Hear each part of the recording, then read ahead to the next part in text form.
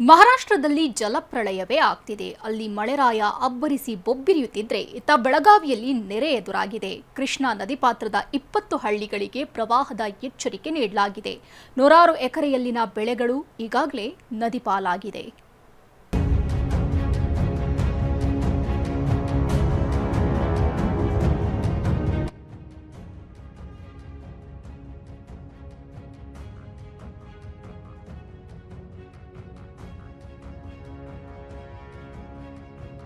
ಯಾವುದೇ ಸಂದರ್ಭ ಬಂದಾಗ ಒಂದು ತಾಸು ಒಳಗಡೆ SDRF ಟೀಮ್ NDRF ಟೀಮ್ ಅಲ್ಲಿ ಇರೋ ತರ ನಾವು ಮ್ಯಾಪಿಂಗ್ ಮಾಡ್ಕೊಂಡಿದ್ದೀವಿ.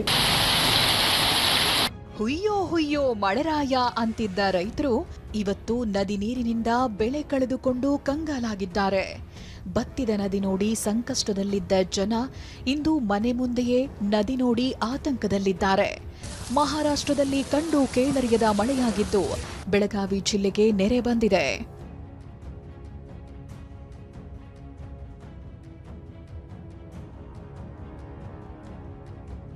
ಮೊನ್ನೆ ಖಾಲಿ ಇಂದು ಊರನ್ನೇ ಆವರಿಸಿದ ನದಿ. ದೂದ್ಗಂಗಾ ಅಬ್ಬರ, ಕಾರದಗ ಗ್ರಾಮದ ಜನ ತತ್ತರ. ಜಸ್ಟ್ 6 ತಿಂಗಳ ಹಿಂದೆ ದೂದ್ಗಂಗಾ ನದಿಯಲ್ಲಿ ನೀರಿನ ಸುಳಿವೇ ಇರಲಿಲ್ಲ. ಆದರೆ ಮಹಾರಾಷ್ಟ್ರದ ಪಶ್ಚಿಮ ಘಟ್ಟ ಪ್ರದೇಶದಲ್ಲಿನ ಮಹಾಮಳೆಯಿಂದಾಗಿ 6 ದಿನದಲ್ಲಿ ದೂದಗಂಗಾ ನದಿ ಅಪಾಯದ ಮಟ್ಟ ಮೀರಿ ಹರಿಯುತ್ತಿದೆ.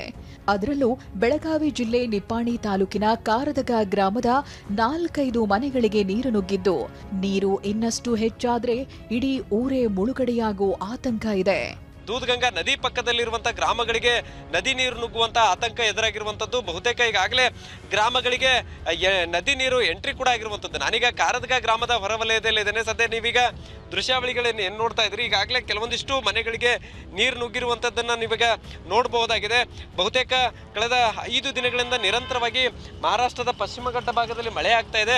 ಅದರ ಜೊತೆಗೆ ಬೆಳಗಾವಿಯಲ್ಲೂ ಕೂಡ ಹೆಚ್ಚಿನ ಪ್ರಮಾಣದಲ್ಲಿ ಮಳೆ ಆಗ್ತಾ ಇರುವಂತ ಕಾರಣಕ್ಕಾಗಿ ಸದ್ಯ ಈಗ ಪ್ರವಾಹದ ಪರಿಸ್ಥಿತಿ ನಿರ್ಮಾಣ ಆಗಿರುವಂತದ್ದು. ಕೃಷ್ಣಾ ತೀರದ 20 ಹಳ್ಳಿಗಳಿಗೆ ನೆರೆ ಹಾವಳಿ ಎಚ್ಚರಿಕೆ. ಕೃಷ್ಣಾ ನದಿ ಬರೋಬ್ಬರಿ 1,35,000 ಕ್ಯೂಸೆಕ್ ನೀರನ್ನ ಹೊತ್ತು ತರುತ್ತಿದೆ. ಹೀಗಾಗಿ ನದಿ ಪಾತ್ರದ 20 ಹಳ್ಳಿಗಳಿಗೆ ನೆರೆ ಹಾವಳಿಯ ಎಚ್ಚರಿಕೆ ನೀಡಲಾಗಿದೆ.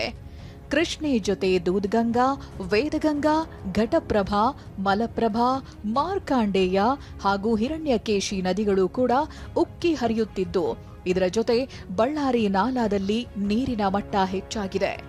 ಇಂದು ಜಿಲ್ಲಾ ವಿಪತ್ತು ನಿರ್ವಹಣಾ ಸಭೆ ನಡೆಸಲಾಗಿದ್ದು, ಮಹಾರಾಷ್ಟ್ರದ ಸಾಂಗ್ಲಿಗೆ ರಾಜ್ಯದ ಅಧಿಕಾರಿಗಳನ್ನ ಕಳಿಸಲಾಗಿದೆ. ಕೊಯ್ನಾ ಡ್ಯಾಂನಿಂದ ಹೆಚ್ಚಿನ ನೀರು ಬಿಡುತ್ತಿದ್ದಂತೆ ರಾಜ್ಯಕ್ಕೆ ಅಧಿಕಾರಿಗಳು ಮಾಹಿತಿ ರವಾನಿಸಲಿದ್ದಾರೆ.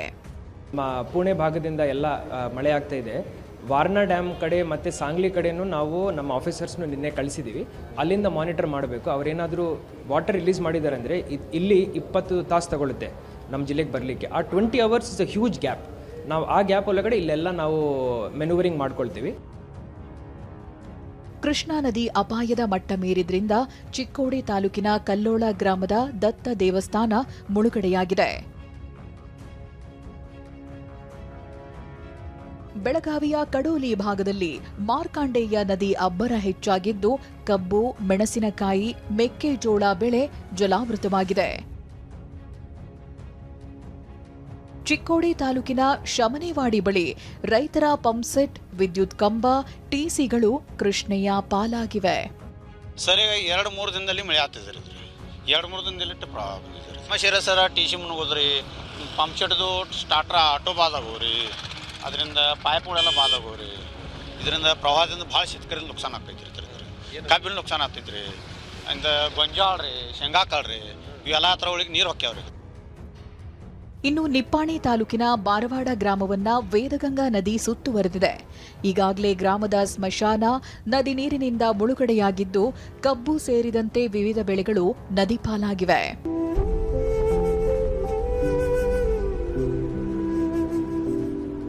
ಜಮಖಂಡಿ ತಾಲೂಕಿನ ಚಿಕ್ಕ ಪಡಸಲಗಿ ಬ್ಯಾರೇಜ್ ಕೃಷ್ಣೆಯ ಒಡಲು ಸೇರಲು 2-3 ಅಡಿ ಬಾಕಿ ಇದೆ.